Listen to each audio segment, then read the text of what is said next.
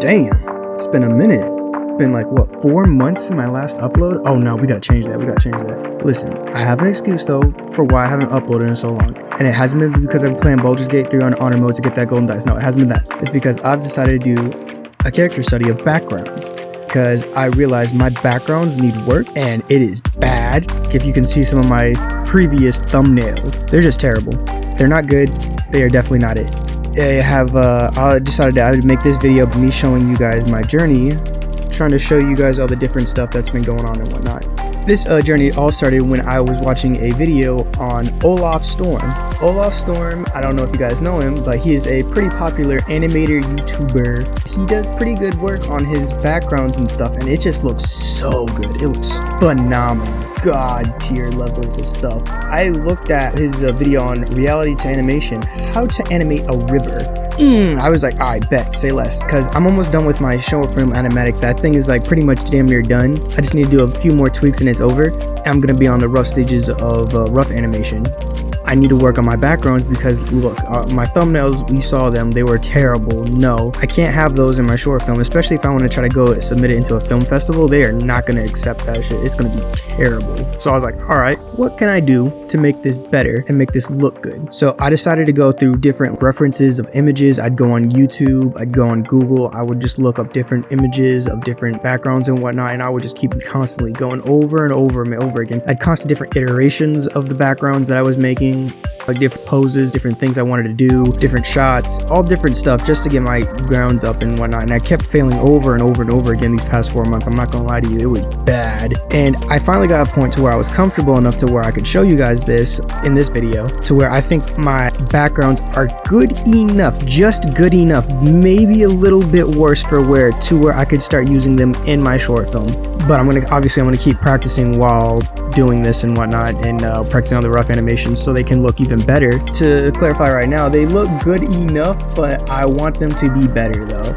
That's where I'm at right now. I was also looking up how to, because the first part I wanted to figure out was how to animate a river, obviously. You just do different water effects and stuff. So I was like, all right, let me see if I can figure out how to do that. What I would do was watching his video, and he was using not 3D Blender, but he was using a different 3D program. And I was like, all right, well, whatever, I'll just use Blender because, I don't know what program you're using, and I'm cheap as fuck. What I would do is I went to how to figure out how to animate the water ripple effects that he was doing, because I was like, bro, what is he doing? How's he doing that? Because it wasn't making any sense to me. So I went over to Blender and I looked up this guy called Blender Box, those simple shading tools for water in Blender, and I was like, bet, say less, that's exactly what I need. That is terrific. So while I was doing that, I was trying to figure out how to implement the water effects into my background, and it was being difficult with me because, for one, I didn't know how to work Blender. I'm a noob, complete noob. I'm only a 2D animator, but I want to dip my toes into 3D animation because some of the shots that I have for my short film, I feel like would look better if the backgrounds were 3D. Not like that cheap 3D that you see in some animes to where it looks like it's terribly noticeable. It just distracts you from the whole entire film. Not like that. I want something that'll look good while moving,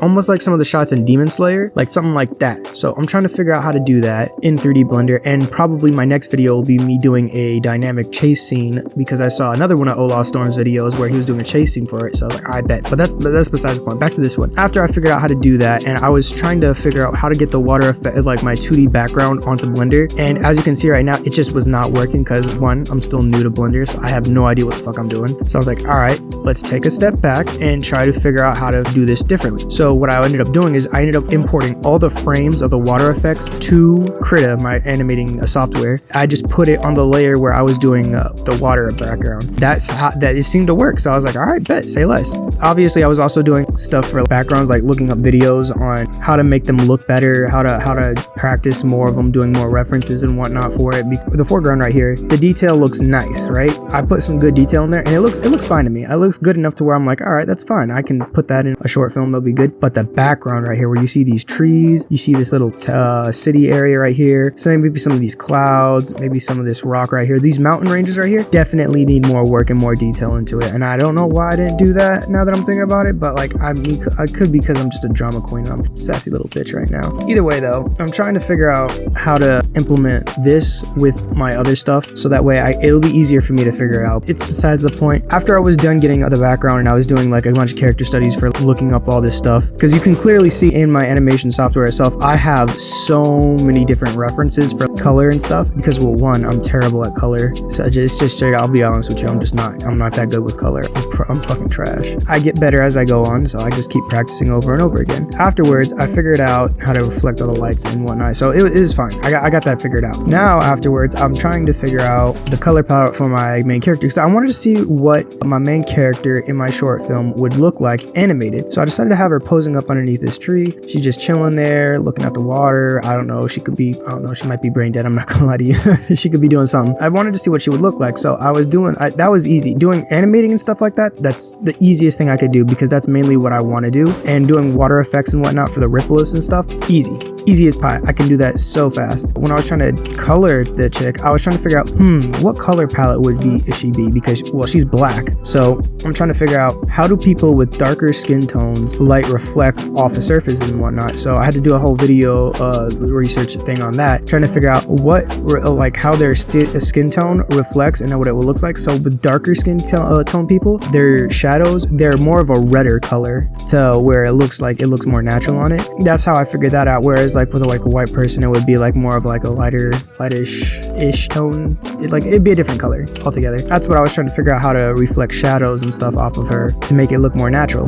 And overall, I like the way her skin tone looks in this, and that's probably that's definitely going to be the definitive look for her. Maybe not her shoes. Now that I'm thinking about it, maybe they could be a different color because her whole entire theme is purple and that teal blue. But maybe I could probably do something different with those. But that's neither here nor there. It doesn't matter. As you can see right now here, if you can look all together and you see it in action as it's playing, it looks pretty fucking good. It looks like something, as far as like I'm concerned, if you see me's backgrounds, it looks pretty solid. I'm pretty proud of it, this journey I've done, because it's took me a long time between the 3D blending with the nose, trying to get better at doing just backgrounds in general for it. It was a long, arduous process, but I'm happy I did it though. Now that I can do this, I'm gonna keep practicing obviously more for background. It'll definitely help me out for my short film and whatnot. Yeah, I think that's pretty much all I wanted to let you guys know about doing an update and whatnot.